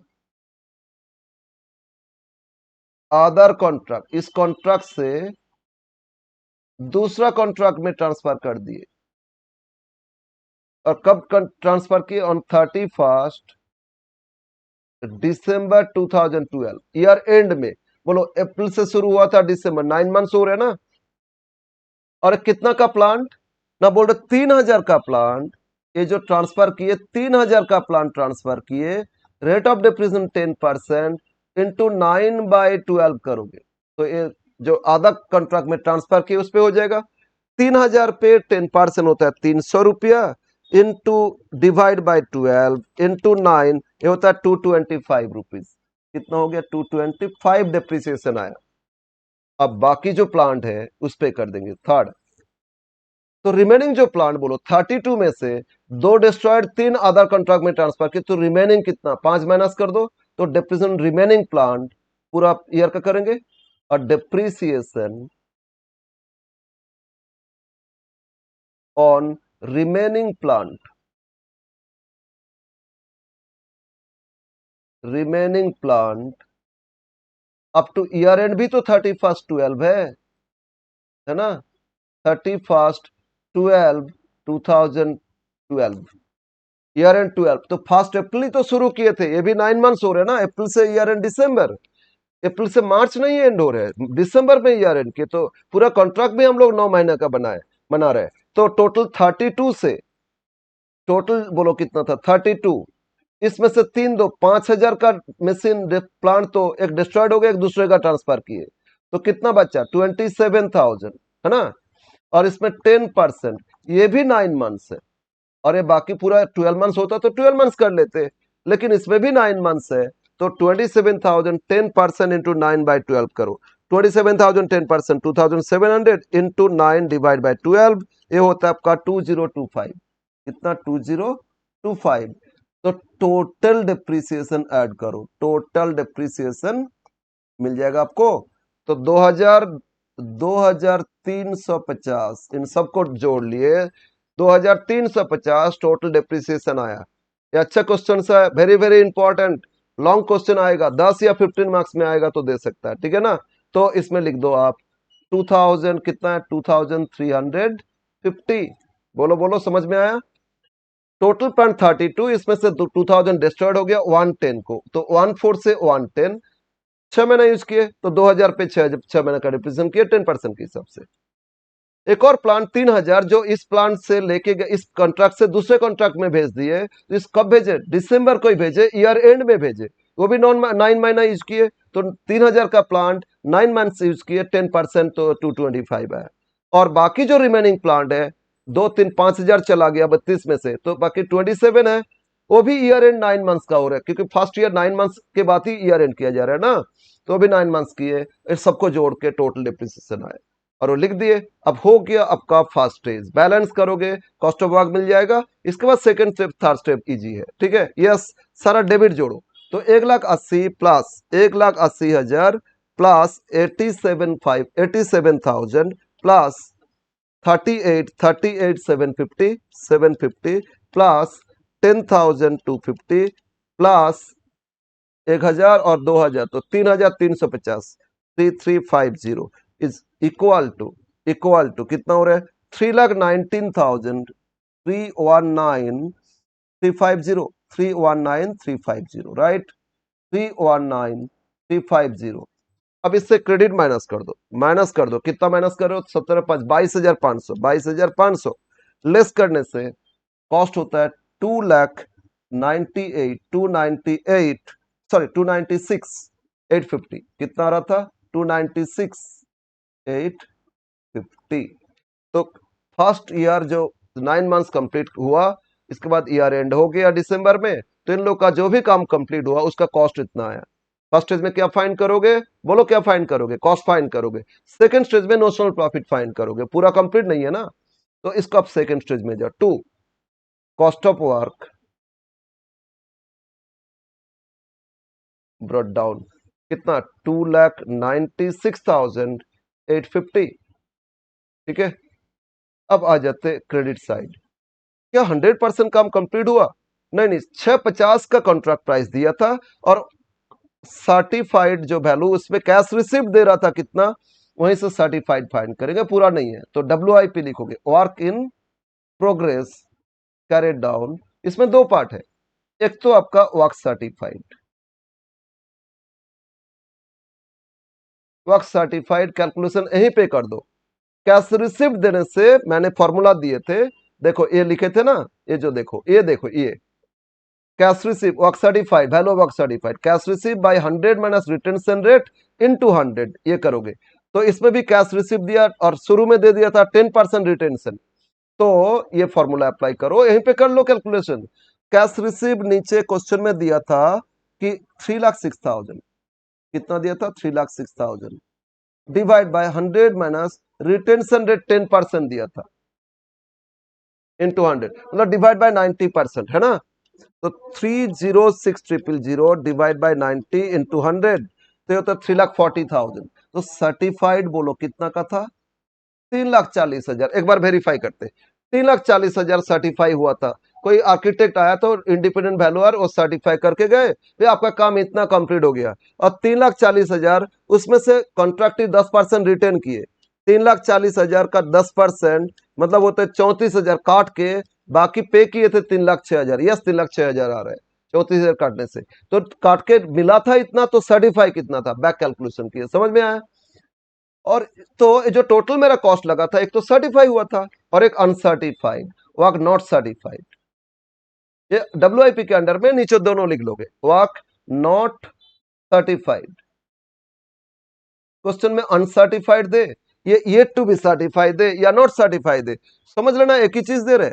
और ये दे दिया था क्वेश्चन में work not to be yet to be certified, कितना दिया है ना, 30,000।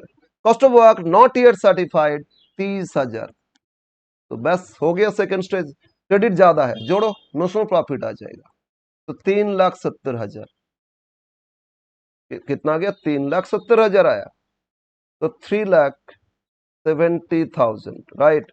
तो बैलेंस कर लो, टू नोशनल प्रॉफिट लिखोगे, डेबिट ज्यादा होता तो बाई कॉस्टिंग पे लॉस लिख लेते, बट क्रेडिट है, प्रॉफिट है, NOTIONAL, notional, not national, notion, NOTIONAL, notional profit, carried down. तो 3,70,000 से लेस कर दो, कितना से, 3,70,000 से माइनस कर दो 2,96,850, तो बैलेंस हो रहा है आपका 73,150। तो एक एस्टिमेटेड प्रॉफिट आया, कितना प्रॉफिट आया, 73,150। अब फाइनल स्टेज, इस प्रॉफिट में से एक पार्ट पीएल में ट्रांसफर करोगे और बाकी रिजर्व रखोगे, ठीक है ना, यस। फाइनल स्टेज तो कंप्लीट हो जाएगा। By notional profit brought down, by notional profit brought down कितना है, 73,150। अब डेबिट साइड लिखो, फिर 2 costing PL, to costing PL account, note 2 कितना रिजर्व में ट्रांसफर करोगे, कितना पीएल में ट्रांसफर करोगे, कैलकुलेशन है, नोट 1 डिप्रिसिएशन किए थे, और 2 WIP carried down profit reserve, ठीक है, बैलेंस प्रॉफिट रिजर्व रख लेना। तो क्रेडिट साइड पूरा लिख लेते, 73,150, 73,150, और एक प्रॉफिट में ट्रांसफर करोगे, बाकी रिजर्व में रख दोगे, क्लियर, बस फाइनल स्टेज में पहुंच गए हम लोग, ठीक है ना, यस। तो नोट 2, वर्किंग नोट 2,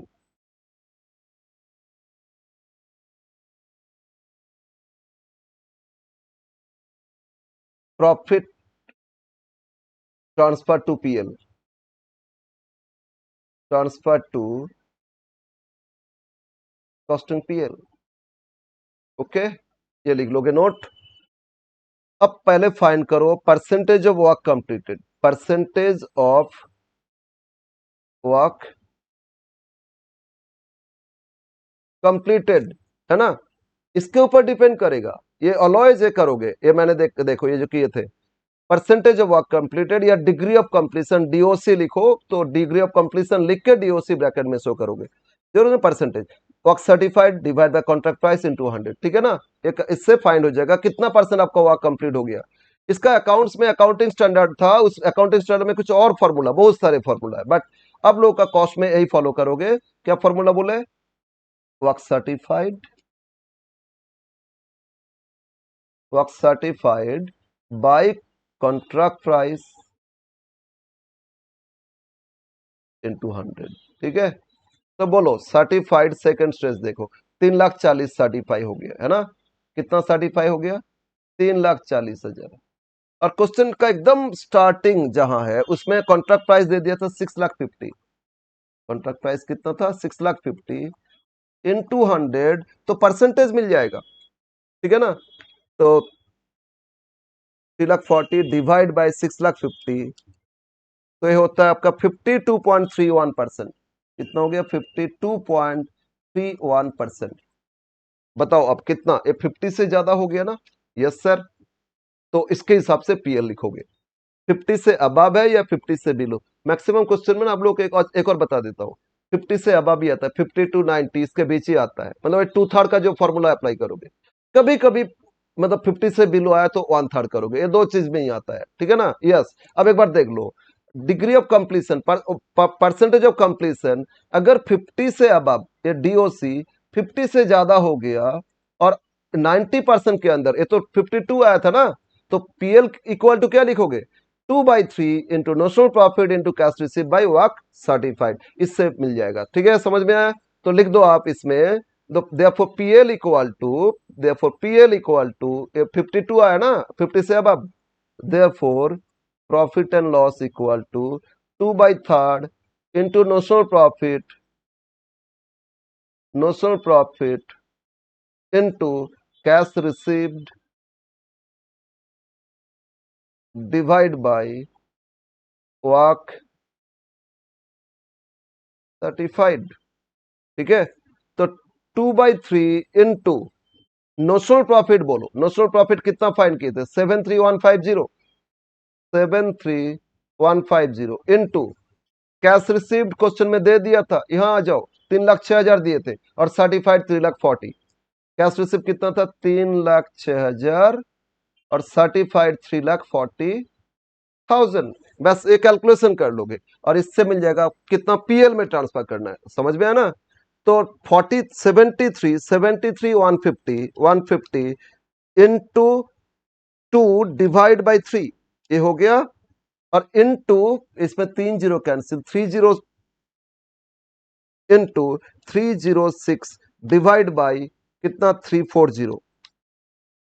तो हो रहा है आपका 43,889.9999 मतलब 890 43,890 एपीएल आ गया।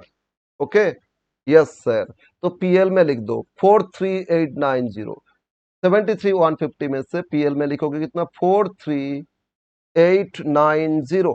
43890।